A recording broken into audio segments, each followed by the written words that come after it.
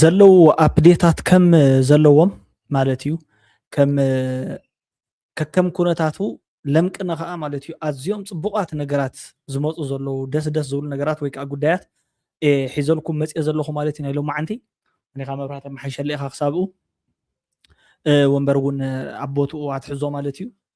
ኤንዌይስ ናብዚ ላይቭ ተመሊሰ መፅኩም ኣለኹ ክቡራትን ፍትዋትን ተኸታተልቲ ሽደን ሪኣክትስ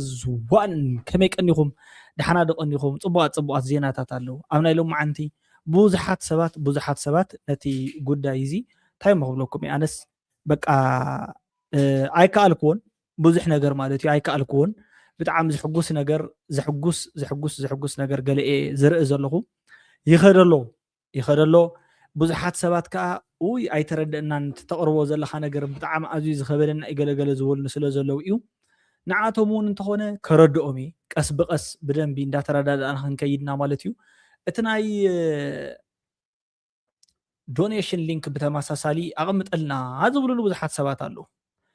ደስ ዝብል ስራሕ ኢና ንሰርሕ ዘለና ክቡራትን ፍትዋትን ኣሕዋት ክነግረኩም ኣይክእልን ብጣዕሚ ፅቡቃት ዝበሃሉ ነገራት ኢና እንዳሰርሕና ገለ ንርከብ ምናልባት መብራህቲ ክትሪእዎ ከለኹም ንዓኻትኩም ከይርብሸኩም ዝተወሰነ ከመሓይሸልኩም እሞ ናይ ስቱዲዮ ላይት ክመሓየሽ ክኽእል ኣለዎ ብዝብል ማለት እዩ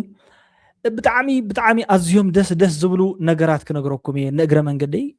ብጣዕሚ ሕጉስ እየ እቲ ተቕርብዎ ዘለኹም ትገብርለይ ዘለኹም ኩሉ ሓልዮት ክንክን እንታይ መክብለኩም ተቕርብዎ ዘለኹም ከዓ ካልኦት ነገራት ማለት እዩ ንስኻትኩም ከም ህዝቢ እዚ ክንገብር ኢና እዚ ክንገብር ኢና ገለ ትብልዎ ዘለኹም ነገር ብምሉእ ብጣዕሚ እዩ ዘኹርዓኒ ዘሎ ማለት እዩ እንዳሓደርኩ እናኹራዕ ኩሉ እየ ስለዚ እቲ ሊንክ ናይ ሎም መዓንቲ ላይቭ ተመሳሳሊ እዩ ንሕግዝ ኢና ዘለና ሶ እቲ ሊንክ ከዓ ኣብ ላይቭ ሼር ገይረልኩም ኣለኹ ክሊክ ኢት እንደን ዶኔት ኣማውንት ዋት ዩ ወንት ስለዚ ኣብቲ ናይ ሎም መዓንቲ ትደልይዎ ሲ ደስ ዝበለኩም ርሑስ በዓል ልደት ክኾነልኩም እየ ዝምነ ዘለኹ ማለት እዩ ኣብ ወፃኢ እትነብሩ ኩልኹም ሰባት ነጊርኩም ኒኢኹም ማለት እዩ ብዙሓት ሰባት ሎም መዓንቲ ደው ኢልኩም ኣታ እንታይ ደኣ ኮይንካ ደኣ ርሑስ በዓል ልደት ዘይትብለና ወይ ከዓ ሜሪ ክሪስማስ ዘይትብለና ኢልኩም ማለት እዩ ሜሪ ክሪስማስ እንጌን ኣይድሓርኩን ኣይረሳዕኹን ኩሉ ግዜ ኣይረሳዕኹምን ዘይርሳዕኩም ማለት እዩ ናይ ሎም መዓንቲ ቪድዮ ሕጂ እውን ብተመሳሳሊ እቲ ትገብርዎ ነገር ከም ዘለዎ ኮይኑ እተኽርዕኒ ነገር እየ ክነግረኩም ማለት እዩ ሶ ቅልል ብዝበለ መልክዑ ናይ ሎም መዓንቲ ዝገብረልኩም ነገር እታ ዶኔሽን ኣካውንት መብዛሕትኡ ሰባት ኣይተረድእዋን ከብራህርሃሎም እየ ክደሊ ማለት እዩ እንታይ ማለት ምዃና ከብራህርሃሎም እየ ኣቕልል ኣቢለ እዛ ሊንክ እየ ልኢኸልኩም ንኣብነት እዛ ሊንክ እዚኣ ናባኻትኩም ተለኢኻ ዘላ ሊንክ እያ ማለት እዩ እዚኣ ትሪእዋ ኣለኹም ምሽ ኣብ ላዕሊ ሲ ክልተ ሓገዛት ገለ ይብላ ኣሎ ተን ሓገዛት ክልተ ሓገዛት እየን ናባኻትኩም ዝረኣያ ዘለዋ ማለት እዩ ስለዚ ናብቲ ስቴጅ ከምፃሞ ምእንታን ብኣግባቡ ክትሪእዋ ሲ ኣድ ክገብራ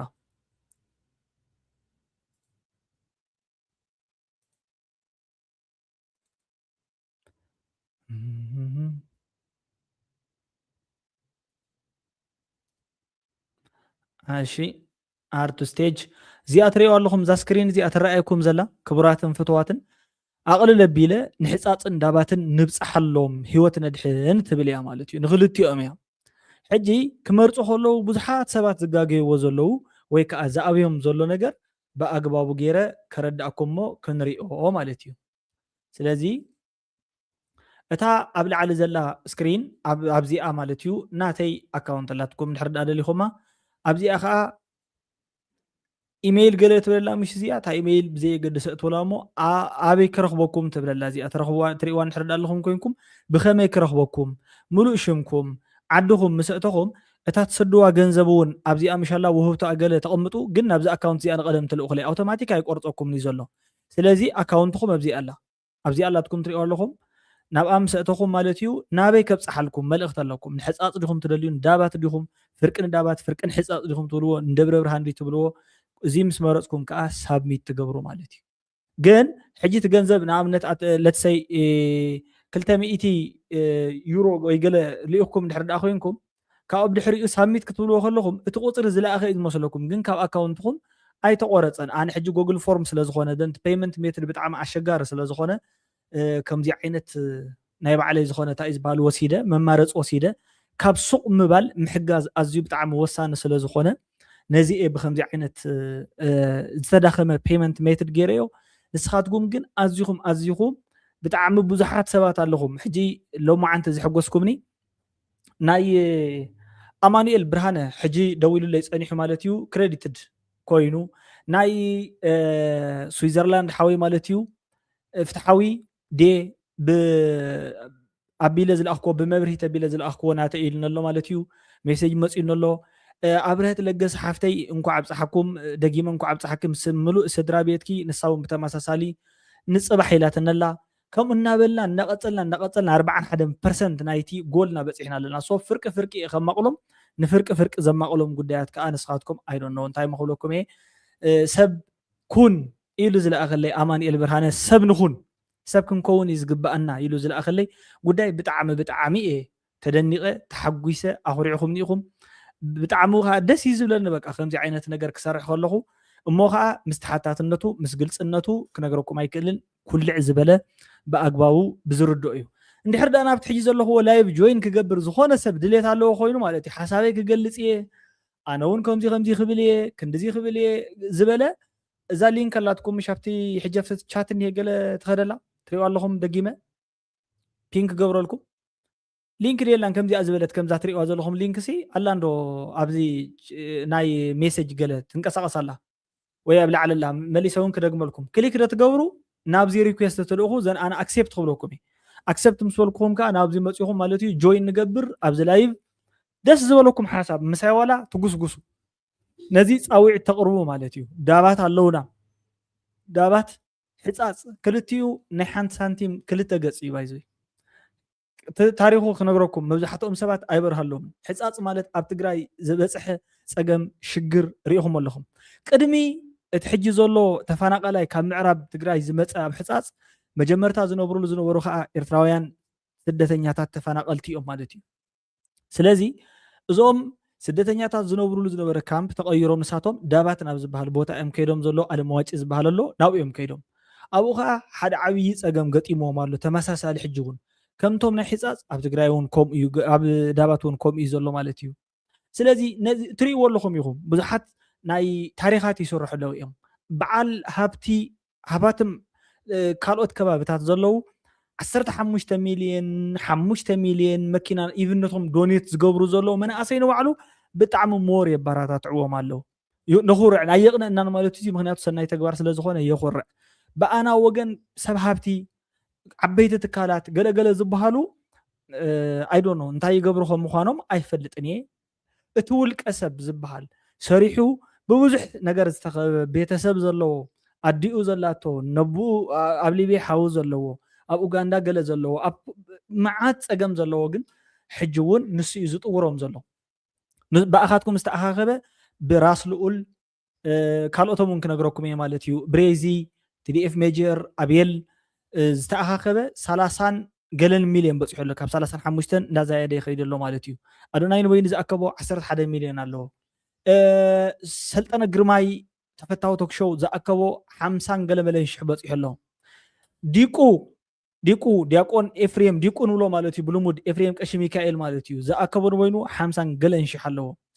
ናተይ ብጣዕሚ ንእሽትለይ ዘሎ ማለት እዩ ናታቶም ብዶላርስ ባይዞ ኢን ዶላርስ ናተይ ኢቭን ብብር እዩ ብብር ግን እንታይ ዝገብር ዘሎ ሕጂ ኣነ ኣብርሆት ይፈጥር ኣለኹ ማለት እዩ ዝዓቕመይ ይገብር ኣለኹ እታ ኣነ ምዝራበይ ንባዕሉ ኣብዚ ብምቕራበይ እቲ ኣዝዩ ሓበን ክስማዓኒ ዝግባእ እዚ ስለ ዝኾነ እዩ ማለት እዩ ንስኻትኩም እንታይ ትገብሩ ሕጂ እውን ተመሳሳሊ ረእይዎ እዚ ቪድዮ ናብ ስቴጅ ከምፃልኩም እየ ዓለም እሱ ድማ ህዝቢ ትግራይ ጥራይ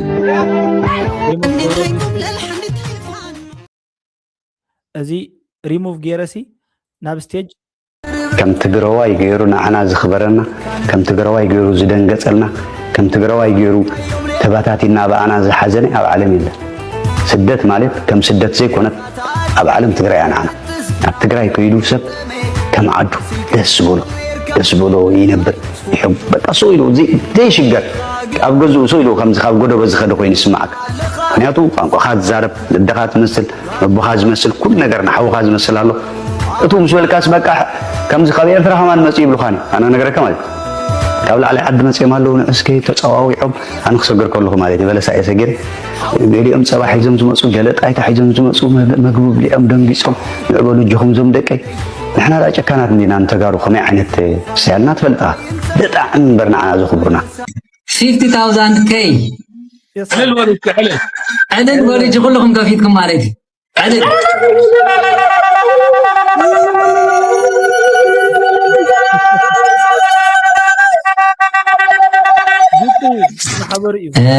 لما عندي حاجة زجمر بماني انت لكمني وباهاي جمر يزبال جنجي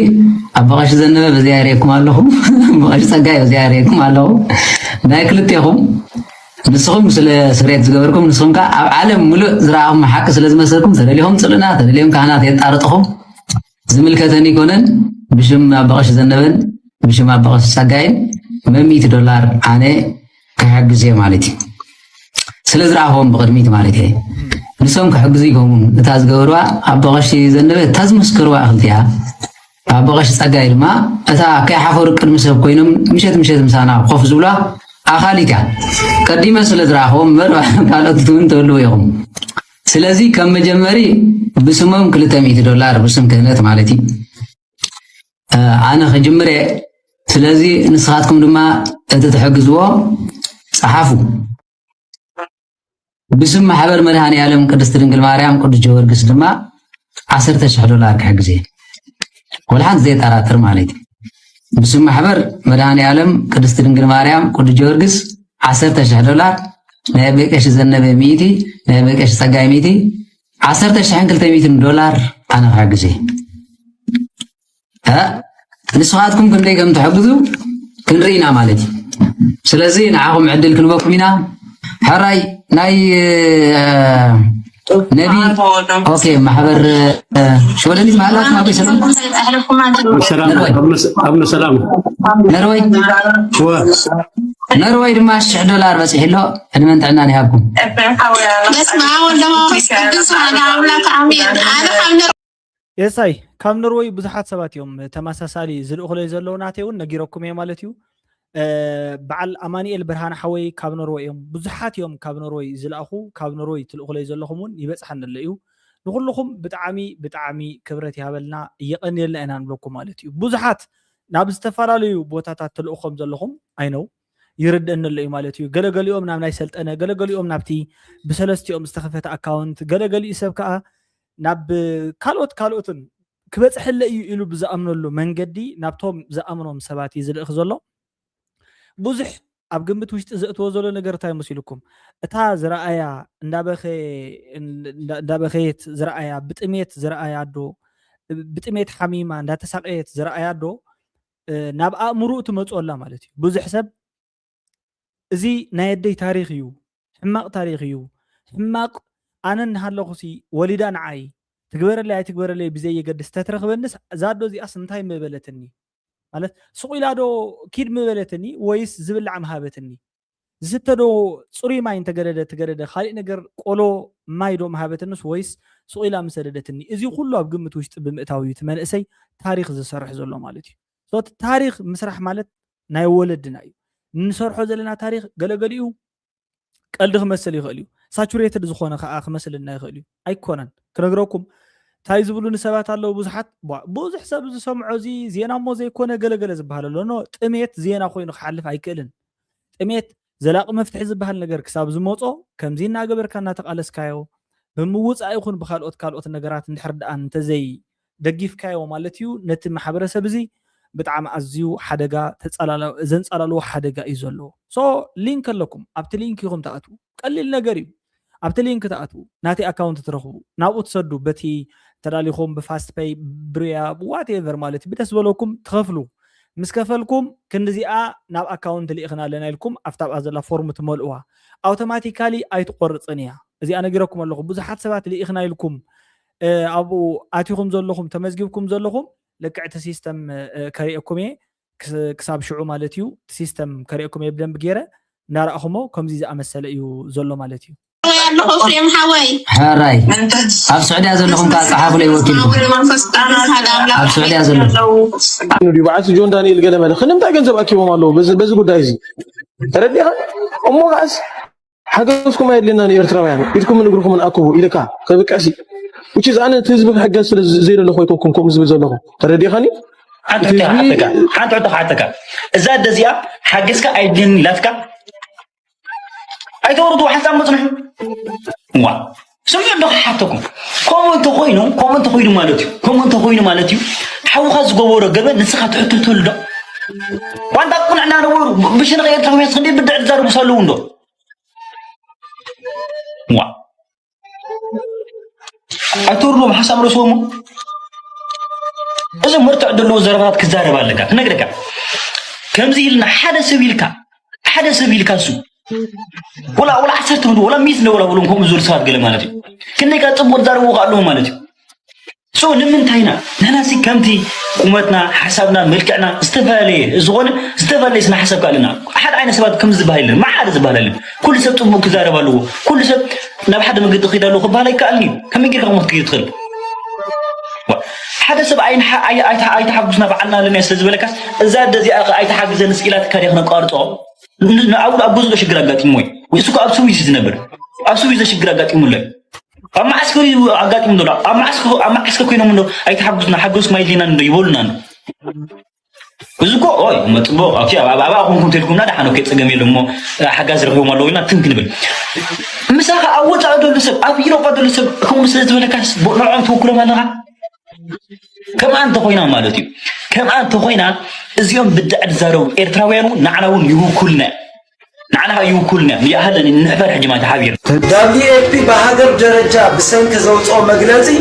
راشن يلا نيلو سلا زوجة الجون إرتراوي سدتني حوهم حفتهم عديهم خصامكم ولاركم كل نتمي تقالي يركب زيادة حدث قبرو زيادة سبات كان أبزي عديمنا مالتي زيادة سبات كان حدث السقاطكم يقوم تمنجما تزهقكمنا زيادة راملا تقالكم ويوم أبزي يمنسركم أتوم زهقكم سبات بإرتراوي تلنجت مانن ميديا أنتر هادلها بوليتيكا هيمانوت بيهر أبقى خيفة لها إرتراو سدتنا حوها أبقون إرتراو سدتنا حوهم تقولوا خطلوا كل خاتكم وشتنا وزاد بنا بإرتراو بزادات أمزفهم حسن بني زبنا على الستة بسنة مسانو كابوتا يمزابرانو زبنا على الستة كابسانو نحمام تقادعي يركب كمون كان حاجز نخدبر بزي عدات أمزي كم على في دل مالتي تميت صاحي حواتنا كتحجزوا نظام أم عسكر دابات على مواجهة زلهم وجناتنا نمنتهيهم فيديو زي سرحكم لهم تقول زرب وقت ما لالس كان يمو تحن كم سرحكوا على العصر تزوم فيديو أنا بوجني سريح نيرندي جن حجون تلعين الله صبوا تلعين خلها هاي إيدي كان بالمو نظام حواتنا كابزا زلهم واتسقم نناقفهم أما عسكر دابات على مواجهة زركوبو إرتراي سدتنيا تطبق جناتنا كابزل على عد مقصاب استحته ناي مجبي ناي حكمنا ناي تمرت ناي تصتا ناي بوزح تسقمات هاللوم بزلوا خونتاتك أزيو بوزح زغنا حاجة زي اليوم سلازي كن حجزي لنا بوزح جزء فيديو سريحنا هنا بزقباون اتزرع ياسب حجزي إيدكم عين سبركم لنا بس حجزكم وحجزك بتخكل نفتم ستسقم وجنات أبتحنا هنا تتسقم جن كودا سلازي تخاله حجوهم توسخ حجزي اليومي كل سوون يسرح له فيديو تري لهم سلازي عام زلكم عامهم كتحجزوا بزاقة مش مجزاجر أملاك كم حتسألكم يدلي كم توسخي كم ناتي حسابك نام نيجل سبات ويكاول كسبات أكاونت آتي تحجز نبي أتو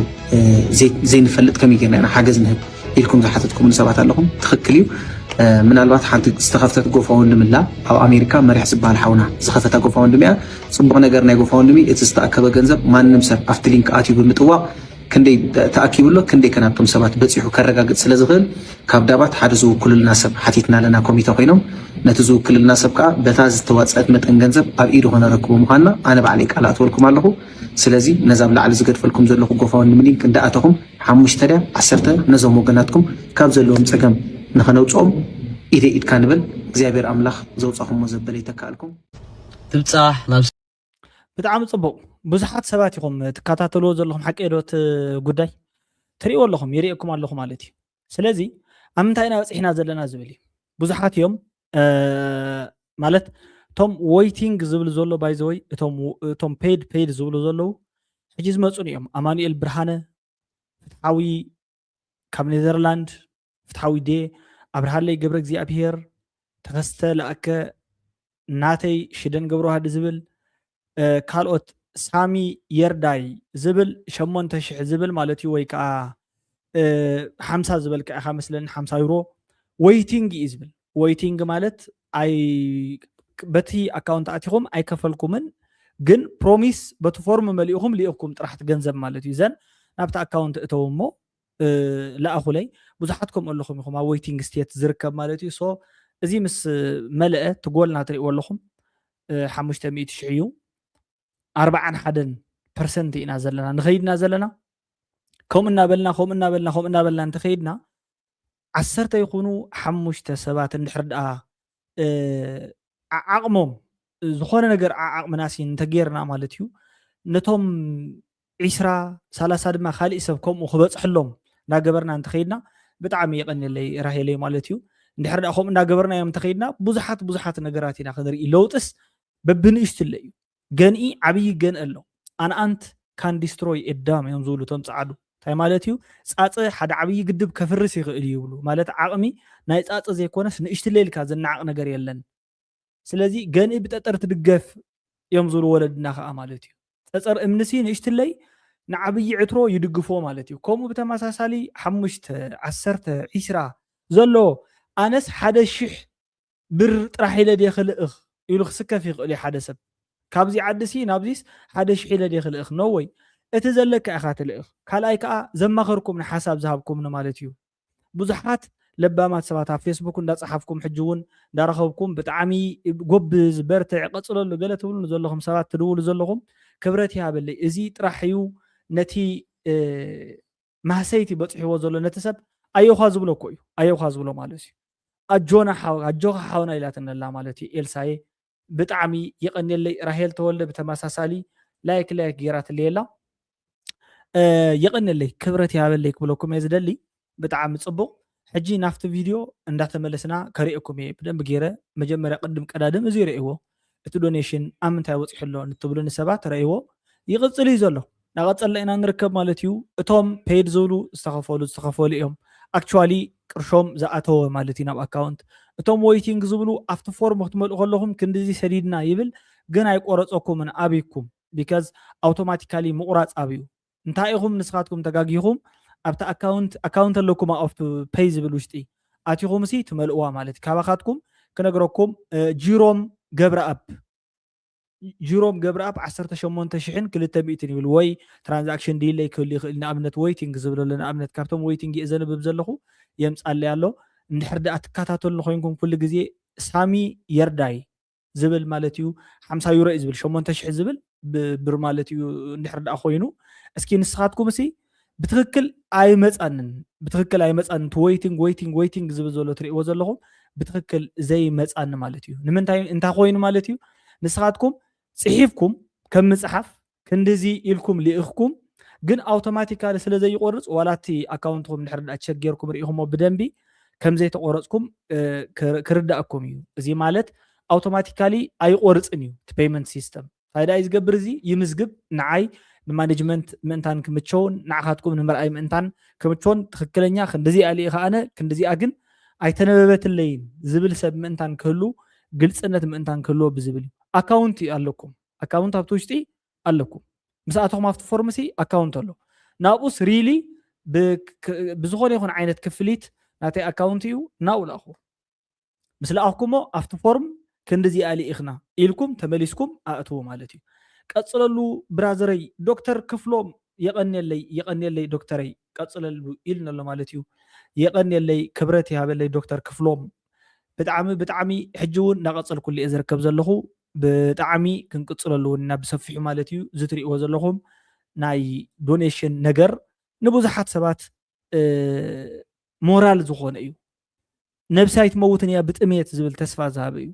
ብርቱዓትን ድሕር ዳ ኮይና ተጠንኪርና ማለት እዩ ኢደ ኢድካ እንተተባሂልና እዚ ትሪእዎ ዘለኹም ናይ ክልተ ከባብታት እዩ ኩሎም ኣሕዋትኩምን ኣሓተይን ወለድኹምን ወለደይን ደቂ ሓንቲ ኣዶ ደቂ ሓንቲ ኣቦ ኤግዛክትሊ ዋላ ይንኹን እቲ ህይወቶም ግን ህይወትና ተመሳሳሊ ሓደ ዓይነት ዝኾነ ህዝብታት ኢና እሞ ንዕኡ ከዓኒ ኣነ ማለት መቃቂልካ ዘይኮነ ሰብ ንምሕጋዝ ሰብ እንዲኻ ክትመርፅ የብልካን ዝሕገዝ ዝተፀገመ ዘለዎ እዩ መሪፅካ ክትበኪ የብልካን ብዝብል መንፈስ እዩ ከምዚ ዓይነት ናይ እቶት ምትእኽኻብ ገይረ ዘለኹ ማለት እዩ ሶ እንዳእተኹም ንስኻትኩም እሲ በቃ ዘዝኻልኩሞስ እንዳተዘራረብኩም ከምዚ ዝበለሎ ከምዚ ዝበለሎ ከምዚ ዝበለሎ እንዳተባሃልኩም ሎማዓንቲ ክሪስማስ ኢኹም ተኽብሩ ዘለኹም ኦፍ ኮርስ ብከምዚ ዓይነት ጉዳይ ኣይጭቕጭቆኩም እኔ ኣምላኽ ዝተወለደሉ መዓልቲ ዶ እንዳኽበርኩም ኣብ ከምዚ ዓይነት ነገር ግን ንእግረ መንገድኹም እንዳዘኻኸርኩ እወ ከምዚ መዓልቲ ነኽብሮ ዘለና ኩላህና ኣነ እውን ሸማሕ ኢለ ኣብ እግሪ ፅላል ኮፍ ኢለ ሻሂ እናሰተኹ ገለ ከምዚ ምሕላፍ ኣይኮነ ዝጠፋኣኒ ኦፍ ኮርስ ዘኦሊ ግን ካብዚ ንላዕሊ እዚ ዝሓሸ ስራሕ እዩ እዚ ዝሓሸ ሞራል ዝደሊ እዩ ማለት እዩ ኤርምያስ ኮኸብ ትክክል ሽደን በብዓቅምና ጥራይ ንረባረብ ኣጆኹም ትግራይ እዛ ተቐባሊት ጋሻ ካብ ኤርትራ ብፍርሕን ብድኻምን ክንመፅእ ከለና ንብዓትና ሓሲሳ ዓንጊላ ትቕበል ደኺመ ዘይትብል ኣዶ ዘላትሉ ዓዲ ኢልና ኣሎ ማለት እዩ ዘይትብል ኣደ ትግራይ ኣብ ከምዚ ሽግር ክትወድቕ ብጣዕሚ ንሓዝን ኣነ ናብ ኣብየል ሰዲድ ኣለኹ ብፍላይ ኤርትራውያን ነደ ትግራይ ሕጂ ንሓግዛ ንረባረብ ኢሉ ኣሎ ማለት እዩ ክብረት ይሃብካ ይቐኒየሉ ኤርምያስ ኮኸብ ሓወይ ማለት እዩ ብጣዕሚ ይቐኒየልና ኣብየል ኮነ ራስ ልዑል ኮነ ሰልጠነ ኮነ ኤፋ ኮነ ወዘተ በቃ ዝኾነ ይኹን ሰብ ትሪእዎ ኣለኹም ብሓገዝ ዋኑ ብኣግባቡ ናብ እንታይ ክብለኩም እየ ሕጂ ማለት ፖለቲካ ኮነና ሓደ ግዜ ካብቲ ኣመል ማለት እዩ ናብ ሰበ ስልጣን ክኣቱ ከሎ ይፀገም ጥራሕ እምበር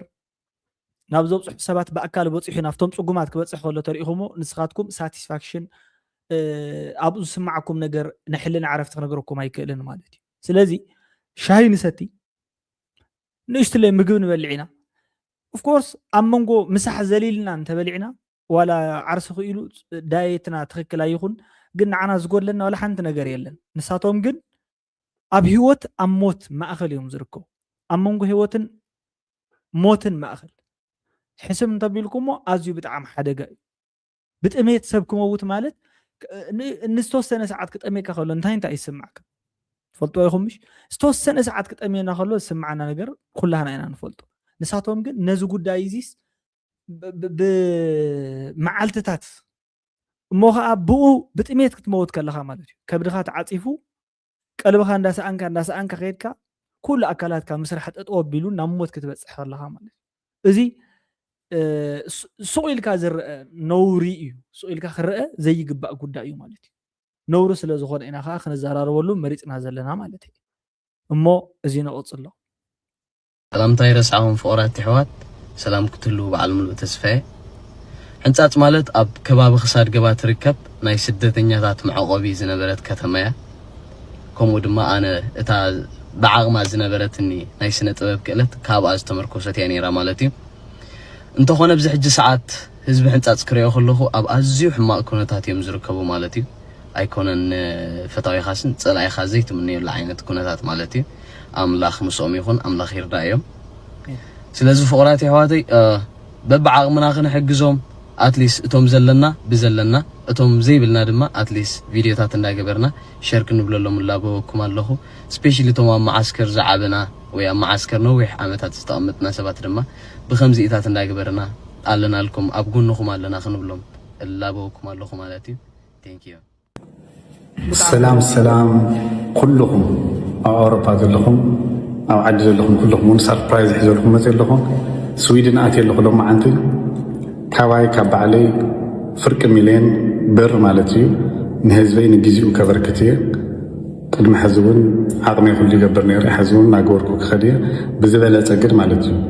በይነይ ክገብሮ ስለዘይኽእል በይነይ ስለዚ ንእስ ፍርቂ ሚልዮን ኩልኹም ንክትሳተፉ ሎማዓንቲ ተመኻኺርና ምስ ኤዲ ኢንተርቴንመንት ናይ ኣውሮፓ ቱርናት እየ ዝሓዙን አንዲት ዕቑባይ ካብ ኤርትራ ሰይሞን ሃይለ እውን ኩልና ምስ ኤዲ ኢንተርቴንመንት እንደገና ኩልና ኣሰባሲብና ሎዛ ሓፍትና እውን ኣብዚ ስለ ዘላ ኩልና ኣሰባሲብና ናብ ዓድና ክንልእኽ ኤርትራውያን ተጋሩ ኩልኹም ኢትዮጵያውያን እውን ዘለኹም ብሓደ ኮይና ንክንሰድድ ናተይ ብቻ ካብ ዝሰድድ ናይ ኩልኹም ሰባሲበ ምእንቲ ክሰድድ ማለት እዩ ናይ ኩልኹም ሊስት ፀሓፍልና ይኹም ኩልኹም ሊስት ናብ ህዝብና ፍሊጥና حجزنا خنا وتصحلكم بزقات عمزي نجركم أوروبا أذلهم كلهم تاريخ تصرحون يكم إلى الحسب كل جزء نهزهم سلنورهم حزبون كصرحيهم ليلة دمو لمن لا إثيوبيان سويدن قبتشالو تقرأي لا يالو يتفناقايوش ችግር ለመርዳት የምትፈልጉ ኮንታክት አድርጉኝ። ህዝባችንን እናግዝ።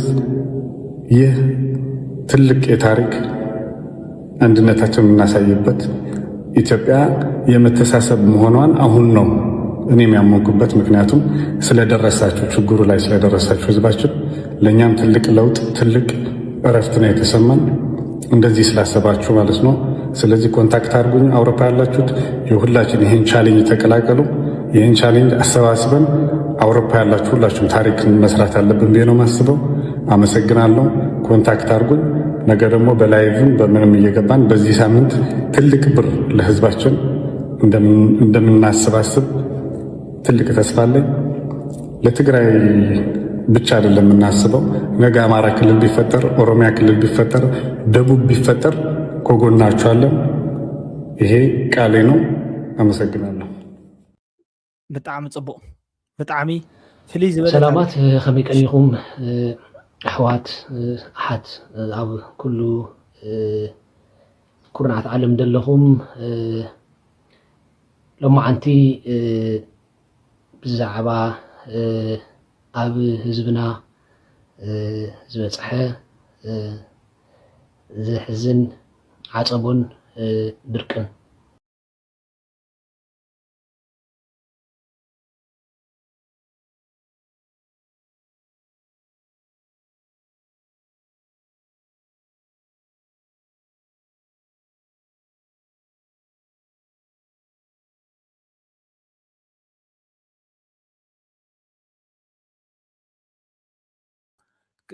ክሪኦ ዝደሊ ዝኾነ ቁፅሪ ሓድሽ ነገር ኩሉ ግዜ ክርኢ ይደሊ ኩላህና ክንርኢ እንደሊ ኢና ማለት እዩ። ኩላህና ዝትሪእዎ ዘለኹም ትሰምዕዎ ዘለኹም ሰብ ድሕሪ ደኣ ተሓጋጊዝና ፀገም ክፍታሕ ስለ ዝኾነ ዝብል ወግዒ እዩ መፅኡ ዘሎ ኩሉ ሰብ ክኣፈትዎ ዘሎ ንዕኡ እዩ ማለት እዩ። ኣይገርምን? ብጣዕሚ ፍሉይ እዩ። ንቐፅል ኢና ዘለና ሕዚኦም ብተመሳሳሊ እቶም ወገናትና ኣብ ሕፃፅ ዝርከቡ ሽማግለታት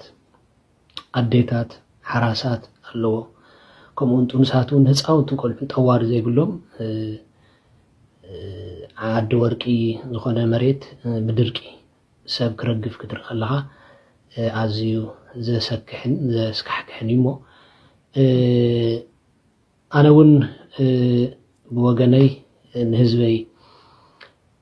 ክበፅሕ እሉን ኣጆኻ ክብል ኣብ ጎኒ ማእገር ክኸውንን ብዓቕመይ ኣብዚ ወፅእ ኣለኹ ሎማዓንቲ እዚ ከም ካልኦት ብፆት ቀጥታ ናብቲ ኣካውንት ክንዲ ዝገንዘብ ከእቲ ኢለ ቃል ክኣቲ ኣይክእልን ሓቂ ንምዝራብ ኣነ ንባዕለይ ፐርሶናሊ ኣብ ዓዲ እንግሊዝ ኣብ ቪዛ ምፅባእ እየ ዘለኹ። ቪዛ ክትፅበ ከለኻ ድማ ናይ ስራሕ ፍቓድ ስለ ደይብለይ ክንዲ ዝኸውን ገንዘብ ናቲ ኣካውንት ከእቲ የብልን። ግን ከም ሓሳብ መጠን እዛ ትሪእዋ ዘለኹም ናይ መጀመርያ ኣልበመይ ከም ጨረታ ጌርና ኣብዚ ብ50 ፓውንድ ኹም $40 ጀሚርና ድሕሪኡ እታ ኣልበም ተጀሚራ ክሳዕ ትውዳእ ኣታዊ ትዝሽየጥ ገንዘብ ግን ሙሉእ ገንዘብ ናብቲ ተኸፊቱ ዘሎ ሒሳብ ኣካውንት ናብኡ ንኽኣቱ ክንገብር ኩላህና ንረባረብ زي حساب الله هني دحرت صبوق حساب مسؤول تتسمعكم أبتي كومنت صحفوا لي مو دحريو دحر حد ساعات بيلا لايف آتينا ناي متأخخبي توت جنزب كنقبري لا يحسب سلام وسناي يعني اللي لو ما عندنا متينا له هيوت سبت دين تدحن نقوانا هذا فتار متينا له هساي تقول مفلوكم بتعقد سمعني أنا ودي عسران حدا العلمي سمعني المكينات عينكم ممكنكم يقول عسران شو ديشون كنتالين نميت سبي هزغير أنت اللي ترى زيتي كان حمشان فينو كيلو فينو هذه أنت تقول روبوتاتي نعيك يومني بكم بقى سمعني هذه بعلي هم جاكرين جامس قبلي لي 100 غوسدي سباح عنكم متين نتم زي وصلوا عن سباح دعوا سباح عنكم متين انتم تقدروا عنكم نادورنا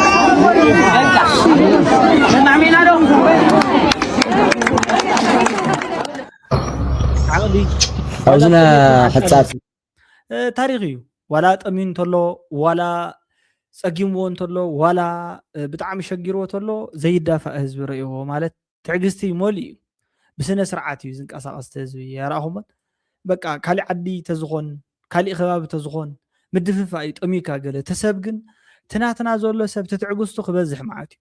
ፈጣሪ ምናልባት ዝኽእሎ እዩ ኢሉ እንተኮይኑ ኣይፈልጥን የት ዝወርዶ ዘሎ ፀገም ናይቲ ህዝብና ርእዩ ኩላኹም ትርድኡ ኢኹም ሓቂ ዶ ብጣዕሚ በቃ ሕዝኒ በቃ ዋላ ጠሚዎ ዋላ በቃ ከፊእዎ ገለ ተሎ ግን ተፀበዩ እንትበሃል እንተሎ ታይዳ ተስፋውን ሓደ ምግቢ እዩ በቃ ተስፋውን የውዕልና እዩ ዝብል እኮ ካብዚ ተበጊሱ እዩ ብጣዕሚ ኣዝየ ዝግረመሉ ነገር እዩ ኩሉ ግዜ ሕጂ እውን ዳይ ንኸይድና ዘለና ትሪእዎ ኣለኹም ኢኹም ይቕፅል እዩ ዘሎ ሕፃፅን ዳባትን ሓዋትናን ወለድናን እዚኣቶም ብምልኦም እዚ ቅርሺ እዚ ተዋፂኡ ከዶም ድሕር ኮይኑ ትጎል 41% ኣለና أشدر رياكتس وان سمعتي أبزحلكم علىكم أبمل علم زلكم سي نزياس داي بقى زي مالت ولا حنت نجرا يكون نيلكم تاريخ كتورين لكم أنا حجي حرا جزي حق أنا نجركم فريحي أجميري يوم جمرة قدم حجز كم زي عينة نجركو جميرة يفلت إن كم إخ جبرو قل ناولك أجميري جن بقى دحر مورال ذهبني سبك أرخي بقول أجوها قلت صلوا ولا بطريقته مالتيو تاخوينك من مزيكو خبص حد زخل نغري قليل نغر እንዳሉ ከምዚ ተገርካ ኮ ክንሕግዝ ንኽእልና እንታ ኮይና ድና ንሕና ዶ ታይ ጎዲልና ገለገለ ዝብል ሰብ ምስራው ታይ ምግባር ጀሚረ ዋ አንድ አንድ ሕር ጀሚርካዮ በቃ ዝኾነ ሰብ ንስኻ ትጀምር ፈጣረኻ ኢዛዝሞ ይውድኦ ማለት እዩ ስለዚ ተጀሚረ አንታይ ንድሓር ዘምልሰለ ንዕርፊ ሒስካዶ ንድሓር ይሕረስዩ ገለይለ በቃ በርቲዕ ዘለኹ ማለት እዩ ዛሲ እንዴ ሰባት እንዲኦም ሃማይ ብጣዕሚ ይባዕለኩም ንሓፈርኩም በቃ كون ነገር ተሐግዝ ደለሁም ግን ዓም ሰኔ ይልኩም ጥራሕ ስቁን ወልኩም ወይ ፖስት ጥራሕ ምንገብር ፈራ ኣነ መጀመሪያ ግዜ በህይወቴ ማለት ብጣዕሚ ብዞም ቲክቶከራት ነቐና ኣኽላ መዓልቲ ንኾነ ነገር ብዘይ ምጋር ሓፈርኩም ማለት ክሕግዝ ላይ ይኽእል ሱቅ ክትብለይ ትኽእሉ ኣጋጣሚ ሓደ ግዜ መንእሰይ ኮንካ ሃፍታም ዘይ ኮንካ ንሕዝነካ ታይ እዚ ኩሉ መንእሰይ ወይ ድማ ትይራነሎ እንውልቃ ሰራተና ወይ ተፍትም ተለና ትጉብት ሰለና ከዚህና ደህና ምንፈል መጀመሪያ ግዜ ተረዳና ሕዚ ምክንያቱ እስካብሎም ማዓንቲ መንግስት ነሳው ነርናስ ገጋ ምዃኑ ማለት መንግስት ምንም ይገብር ይፈል ዓቅም ሰኔ ይውል ፍራሕኒ ይኾነስ ኣድሆ ሰኔ ይውል እንኳን ይፈል ኮይኑ ግና ክንሕግዝና ደለና ዓቅም ንሳና ሰብ ምን ንገብር ይንፈል ወይ ፖስትና ንገብር ንፈል ወይ ንፅልና መጀመሪያ ንባዕልኻ ምዃን ትጠቅም ምዃኑ ኣብዚ ኣጋጣሚ እዚ የተረድየ ንባዕልና ንኩን صباح نبزح صار تعرف منه exactly حدا ግዜው ንሕና ክንሕግዝ ከለና እንታይ ይመስሎ መብዛሕቱ ሰብ ክንሕግዝ ንደሊ ኢና ኩሉ ሰብ ክሕግዝ ይደሊ ገለገለ ግን ማለት ሓደ ነገር ይስምዖ ኣነስ ዘይብለይ ይብል ምምጽዋት ማለት ካብ ዘለካ ይኹን ካብ ዘይብልካ ይኹን ብሓሳብ እዩ ንቀደም ዝቅድም ዘይብልካ እንድሕር ኮይንካ ዘይብላ ያደኻስ ካብ እምነት ተጸንዕ ኢሎም ኣዶኮ ካብ እምነት ስለ ተጸንዕ ይኮነ ግን ተዘየላ ምንም ኣብ ገዛ ቆሪሳ ተበካ ነገር ዘየለ እንድሕር ኮይኑ ዋላ ወዳኹን ታይ ድኽ ትገብርያ መወዳእቱ ካብ እምነት ተጸንዕ ኢሎም ምስላ ወለድና ዘይብልካ ተኮይንካ ሕጂ ትምሕላይካ ጥራሕ ክቡርን ፍትውን ሓው ብጣዕሚ እኹል እዩ ኤልሳ ኪዳኑ ሓፍተይ እንታይ ኢላትኒ ሃሽደን can you please tell me the information to donate on ኢላትነላ ማለት እዩ let me tell you ሊንክ አለ ኣብ ላዕሊ ምሽ ኣብቲ መጀመርያ እሺ እዚኣ ዛ ሊንክ እዚኣ ፔስት ክብለልኩም ማለት እዩ ኣኸርኩ እዚኣ ትሪእዋ ኣለኹም ዛ ሊንክ እዚኣ ፔስት ይለልኩም ኣለኹ እዚኣ ዝሕጂ ብኣይ ወገን ማለት እዩ ዝተፃሕፈት ሊንክ ማለት እዩ ትሪኢ ኣለኹም እዚኣ ሲ እዛ ሊንክ እዚኣ ሕጂ ፅሒፈያ ዘለኹ ንዓ ክሊክ ገይሩ እትገብርያ እሞ ድሓር ናብ ውሽጢ ተኣትዊ ፎርመላ ናብኣ ክትእትወኪ ኣብኣ ከዓ እንታይ ኣላ ኣካውንት ኣላ ኣካውንት ላ ማለት ናተይ ኣላ ክንደይ እያ 1024 1024 39 36 849 ክደግማ እየ 1024 39 36 849 ሽደን ገብረ ዋህድ ገብሩ ትብል ናተይ ሹም ማለት እዩ ናብኣ እታ ዝደለኸያ መጠን ብብር ማለት እዩ ወይ ከዓ ቆሪፁ ዝልእኽ እንድሕር ዳ ኮይኑ ሞር ኤክስቼንጅ ዝገብር ተኮይኑ ባዕሉ እታ ዝደለኸያ ሓገዝ ናብኣ ናብታ ኣካውንት ንቀደም ትልእኽ እያ ኣብታ ፎርም ከዓ ክንዲዚኣ ልኢኸ ኣለኹ ኢልኩም ሙሉእ ሓበሬታ ኮንታክት ሜሴጅ ኪ ናበይ ከባቢ ከብፅሓልኩም ማለት ኣይትፈልጦ እንትኾኑ ኢኹም እቶም ሕጂ ዝሕገዙ ዘለዉ ሕፃፅ ዝበሃል ሓደ ከባቢ ኣሎ ሕፃፅ ማለት ኣብ ምዕራብ ትግራይ ካብ ሽረ ውርድ ኢልካ ዝርከብ ቦታ እዩ ማይ ሓንሳ ኣብ ዝበሃል ከባቢ ዝርከብ ቦታ እዩ ሕፃፅ ይበሃል እዚ ቅድም ማዓስከር ስደተኛታት ኤርትራውያን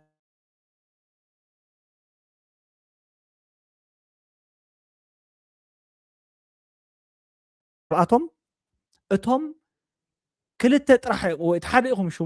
ሹም ሰሚዕኹም ዘለኹም ማለት እዩ እዚ ሓደ ካብኡ ሕልፍ ኢልካ ንእሽትለይ ብመኪና ምስ ተጓዓዝካ ናይ 15 ደቂቕ ገለ ዝኾን ከዓ ዓዲ መሓመዳይ ዝበሃል ኣሎ ኣብኡ ከዓ ዘይተረኣየ ጉድ መዓት ኣሎ ኢኹም ብተመሳሳሊ ማለት እዩ ሓደጋ እዩ ሳልሳይ ኣብዚ ቅሚጥዮ ዘለኹ ንኣብነት ኣብዚ ቅሚጥዮም ካብ ዘለኹ ቦታ ሕፃፅ ኢለ ካልኣይ ከዓ ዳባት ዝበሃል ኣሎ ዳባት ማለት ከዓ ኣብ ጥቃ ኣዲስ ኣበባ ውፅእ ኢልካ ካብ ኣዲስ ኣበባ ውፅእ ኢልካ ብኡ ኣብ ደብረ ብርሃን ከባቢ ሓሊፍካ ዝርከብ ኣለመዋጪ ዝበሃል ሳይት ማለት እዩ ኣብኡ እቶም ኣብ ሕፃፅ ማዓስከር ዝነበሩ ኤርትራውያን በቲ ኩናት ግዜ ተፈናቂሎም ካሊእ ቦታ ተቀይሩ ውግእ ስለ ዝነበረ ኣብኡ ይነብሩ ኣሎ ስለዚ ንሳቶም ከዓ ኣብ ካሊእ ረፅምን ሽግርን ወዲቆም ስለ ዝርከቡ ዘለዉ ኣነ እዚ ማለት ባይዘወይ ዓሌትነት ኣይኮነን ፈፍርቂ ጌርካ ሃበለይ ንሓዲኡ ኣብ ከምዚ ዝበለ ቦታ ንዝርከብ ኣዝዩ ዝተወፅዐ ሰብ ኣብፅሓለይ ካብ ክልቲኦም ማለት እዩ ተልኩምኒ ተዳሊኹም መቃቂለ ተዳሊኹም ብሙሉእ ከብፅሓልኩም ይኽእል እየ ማለት እዩ ስለዚ እዚ ሓበሬታ በዚ ጌርኩም ኢኹም ዶኔት ትገብሩ ዝብል እዩ ስለዚ ሓዘት ንክብር ተሓፍተ እዩ ማለት እዩ ሰጊረ ኣለኹ ቀፂለ ኣለኹ ህወሓት ካብ ስልጣን ክወርድ ከም ዘሎ ግን ነብሶ ከፍ ትግራይ ክእምን እየ ክሰርሕ ዝደሊ ናላት ኣብቲ ናይ ታሪክ 17 ዓመታት እውን ተዓወት ኣብ ክሸት ጌርና ሰነድ እውን ከምኡ ዝብል ሰነድ እውን ሓደ ኮሚቴ ስለዝነበሩ ስለዝረኣኽቦ ድሓር እዚኣ ንስማዕማዕ ዶ ንካታዕ ኣይተንክፍልና ዘይኮነ ክኾን ዘሎ ፋክት ተቐሚጥና ንካታዕ እንታይ ረኺብና መንገዲ ተሰሪሑ ነይሩ ቤት ትምህርቲ ተሰሪሑ ነይሩ እሞ ሻዕብያ ወሲዱ ሓላዊ ዓዲ ስለዘይብልካ እንታይ ትገብር ሕዚ ናውዚ ከዓ ዘእትየና ድሕሪ 83 ዝኸድናዮ መፍትሒ ክኸውን ስለ ዘይክእል እቶም ወያታትና ተቓሊሶም ክብሪ ይግቦም ዶ የስ ንሕቶ የብሉና ኣይ ሕድሪ ኣያታትኩም እንዳበሉ ኣያታት ኮይድና ሕድሪ ዘይብልና ከጥፉና እንተኮይኖም ከዓ ይፍትሕላ ጥራሕ ኢና ክንብሎም ንኽእል ታሪክና ድገምዎ ዝበሃል ዘሎ ንዓና ተረና ክንሰርሕ ንደሊ ፅቡቕ ንምሃር ካብ ናይ ኣያታትና ሕማቕ ድማ ንድርብ ድሓርቲ ቃልሲ ሕዚ እውን ኮ ጠቒሙና እቲ ቃልሲ ዳ ሻላ ሽዑ ዘዋህለልና ወተሃደራዊ ዓቕምታት ወተሃደራዊ ኢንስቲትዩሽን ኣብ 8 ወርሒ ተኣምራዊ ዝኾነ ሰራዊት ሃኒፅና እዚ ሓደ ብልጫ ይመለስ ግዛተው ዓድና ትግራይ ግዝያዊ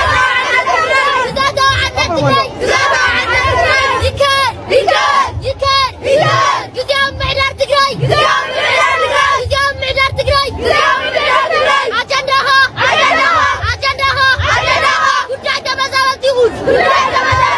ጉዳይ ተመዛበልቲ ይኹን ኣብ ስደት ዘላዝና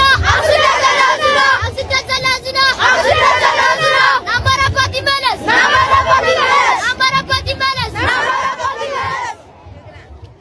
ሕፃት ዘጋጥም ዘሎን ዝምልከት ተላዒሉ ዘሎን እሱ ኣብ ትግራይ እውን ኣብ መላእ ዓለም ዘሎ ትግራዋይ እውን ኣብ ኩሉ ማሕበረሰብ ዓለም እውን ኣጀንዳ ኮይኑ ስለ ዘሎ ንሱ ዝምልከት እየ ማእኸል ገይረ ክብል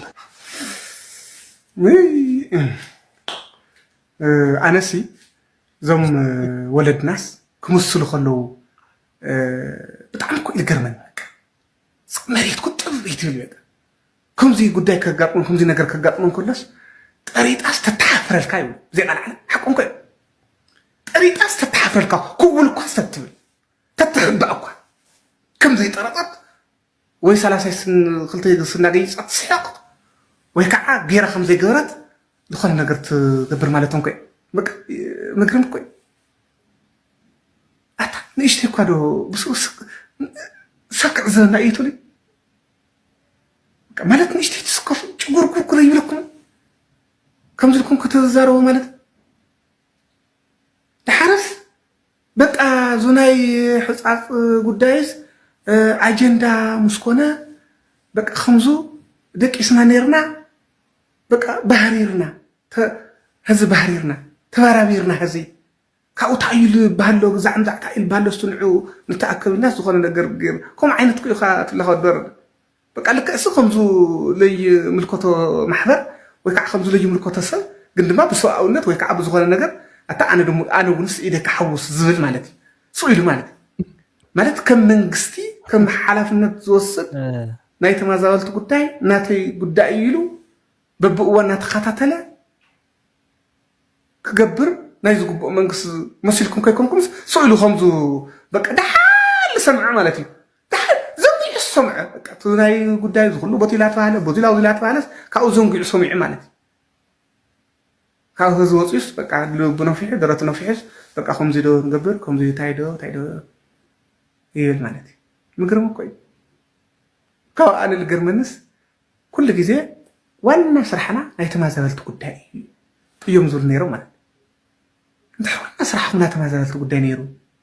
تمازلت خمو تخلو كعق خلو كطومي خلو ما حد صقن كوصحن كلوس عبي نيركم كنبهد نايتو لندرو مالك معول خون حتى كره حسك بيتقرو اوزي كم زينا نيرنا لو زخينا نيرنا خم زينا لو زينا لا سرحنا نيرنا بقى يقرتا غورنا بقى زنقعنا انا خم قبري يقبلنا نرجع عند قاعدته اليوم كمل مطيخم بقى مجلسكم سنقبرنا تايد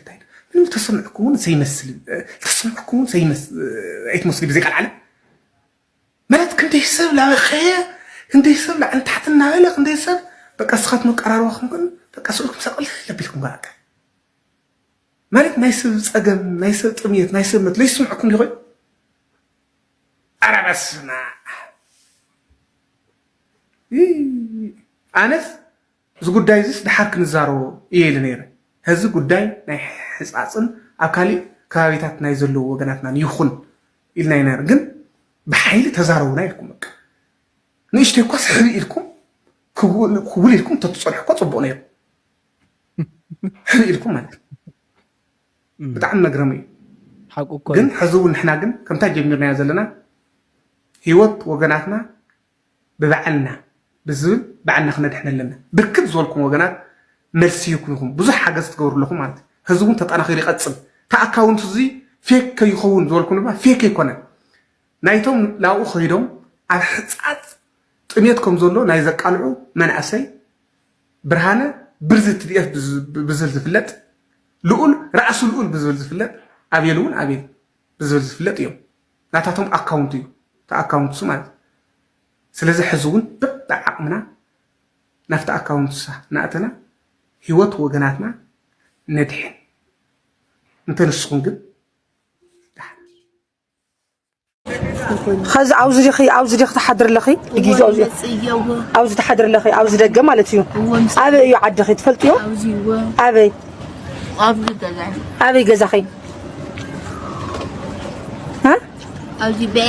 بعيرة صحابو أبي كوما صحة بيت سفلت اسم قطري قال اللديو ساعة سعمال دي كوما صحة ها يبلكن هو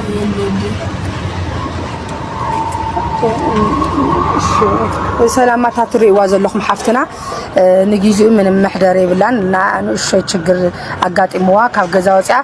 اب صرغيا يا تحضر لنا امرون شي تشغر اغاطيموانينا بيزاكم اب عدغرات كتما زلكم احنا وين طيقنا عينا كحجزنا يكالون ياو مشت بزح تشغر نكاي اغاطما معقوبي እና تفلطوا ሰባት ለኹም ከዓና ቤተሰብ ሼር ገርኩም ዳ ነገር ዛክተ ጽሕለይ ተሓዋብርና ኢና ለና ኣብዚ ያል ግዚኡ ዕሪፋና ኣብዚ ያተሓድርላ ቤተሰብ ዝበሃል ብዙሕ ተስተውሶ ነገራት ብዙሕ የለን ስለዚህ በዛኻቱም ሓግዝዋ እና ንሽተ ማዕቆብን ተብ ንሽተ ተረጋጋዕሉ ዝኽእል ቦታት ህልዩ ሓግዝና በዛኻቱም እየክለኩም ደለ مطعم هذا حولنا أفعال حراي صدمة هزب تقرأ يتقال حراي كبراتن فتواتنا نايلو معانت فيديو بخمزينا بل ايو قصير زولو مالتيو خمزينا بلنا كيدنا بزحات سبات ازي ميسج ترديكم يخونيو تملختي بزح ملختات يزولو بعلامة زمصاخو ملخت سلازخونه حلافنس دوسدلو ملخت سلازخونه كنغركم مقلل بيله تاينت عينت ملختات يوم نيروم طقلالا نمتقلال زاكل اتناي لايف زنبر ستريم وقعي اتقداماي ناي حجز متእخخاب يجبر ኣለኹ ዝብል እዩ እቲ ናይ ሓገዝ ምትእኽኻብ ዝገብሮ ዘለኹ ምናልባት ንመናእሰያት ንዓኻትኩም ኣዝዩ ብጣዕሚ ትድለይሉ ከምዚ መንእሰይ ሓወይ ኤርሚያስ ኮኸብ ታይድነሎ ማለት እዩ እዞም መንእሰያት ግን ልዕሊ 3 መዓልቲ ገይሮም ክዳኖም ኣይቀየሩን ሓቦኦም መንፋዕቶም ዝናኣድ እዩ ብጉልበት ክሕገዙ ኣለዎም ቶም ካልኦት እውን ተኾነ ጉልበት ዓብይ ሓገዝ እዩ ከምኡውን ጎስጉስሎም ዘረባ ብዝሕ ይቕረታ ኢልኒ ይቕረታ ዘብል ነገር ኣይብሉን ክቡርን ፍትውን ሓው እዚ ዓብይ ፅቡቕ መልእኽቲ እዩ ነቶም መናእሰይ ገንዘብ የብልናን እኮ ዝብለሎ ምሽ ዝሓወይ እወ ትኽክል ኣለኻ ማይ ምቕዳሕ ምሽካም ነቲ ረድኤት ምክፍፋል ማኔጅ ምግባር ምብፃሕ ናብቲ ቦታ ምፅዓን ኣብቲ ቦታ ምስ በፃሕካ ምውራድ ንባዕሉ ዓርሱ ዝኽኣለ ክንደይ ዘሰልክን ዘድክምን ስራሕ እዩ እዚ ኩሉ ብጉልበት እውን ጉልበት ገንዘብ ፍልጠት ኩሎም ቶም ንጥቀመሎም ዘለና ሕጂ ንኣብነት ሳላ ንእሽትለየ ዓቕሚ ስለ ዘለትና ደይኮነትን ኣብዚኣ ወፂና ንዛረብ ዘለና ዓቕሚ ክብለኩም ከለኹ ናይ ፍልጠት ዘይኮነስ እዚ ኣድርጆ ቢልና ካፕቲን ኢልና ገለ ቪድዮ ብዚ ካሜራ ግዛዕ ጌርና ይኮንና ንዛረብ ዘለና ከምኡ እዩ ኩሉ ዝሓዘያ ዘወርወረ ፈራሕነ ይበሃል እዩ ዝሓዝኩሞ ላእኹ ፈራሓት ኣይኮንኩምን ዘዓቕምና ነንኽእሎ እንዳለኣኽና በብቲ ነንኽእሎ ነገር እናገበርና ኩሉ ዝበሃል ዘሎ ፀገም ናብ ሓደ መዕልቦ ማለት ፍታሕ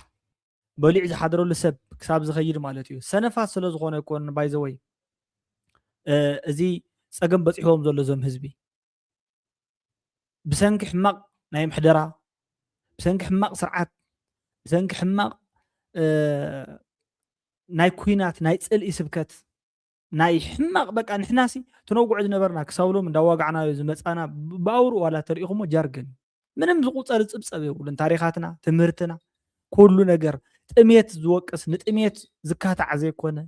ፍልጠትና ንባዕሉ ምስ ጥሜት ዝቃለስ ምስ ድኽነት ዝቃለስ ዘይኮነ ምስ ውልቀ ሰብ ዝቃለስ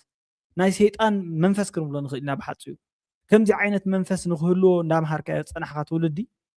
ትመንእሰይ እንታይ ኢሉ ሓደ ሰብ ኢሉኩም ዓንተ ሓደ ሰብ እንድሕር ዳኣ ንባዕሉ ክኢሉ ሰሪሑ እንድሕር ዳኣ ተለዊጡ ንህዝቡ ክልውጥ ከም ዝኽእልስ ሎማዓንቲ እዩ ተረዲእኒ እዚ ማለት ናይ ውልቀ ሰብ ለውጢ ማለትስ ናይ ህዝቢ ለውጢ ማለት ምዃኑ ሕጂ ተረዲእኒ ኣበይ እሞ ከምዚ ኮይነ እንተፀንሕ ኢለ ብመንፈሰይ ንባዕሉስ ኣበይ እሞ ዓቕሚ ረኺበስ እንተዝሕግዝስ ኢለ ዋላ ዓቕሚ ይሃልወንስ ከም ሎማዓንቲ ኢሉስ ኣይተሰምዐንን ኢሉ ኦፍኮርስ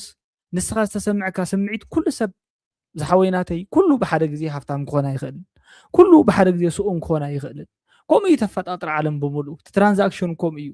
ትንካን ሃባን ከምኡ እዩ ናይ መሬት ናብራ እዩ ዝረኸበን ዝሰኣነ እንተዘይህሉ መን ይሰርሕ መን ይቕርብ መን ናይ መን ምግቢ መሳሰይ ይኸውን ከምኡ ይኸውን እቲ ሓደ ንጉስ እንተኮይኑ እቲ ሓደ ኸ ዓጃቢ እዩ እቲ ሓደ ኸ ኣማኻሪ እዩ ከምኡ እናበልና ከከም ስራሕና እዩ ስለዚ ንስኻ በቲ ተድምዕሉ ሙያ እውን ከምኡ ተድምዕ ስለ ዝኾንካ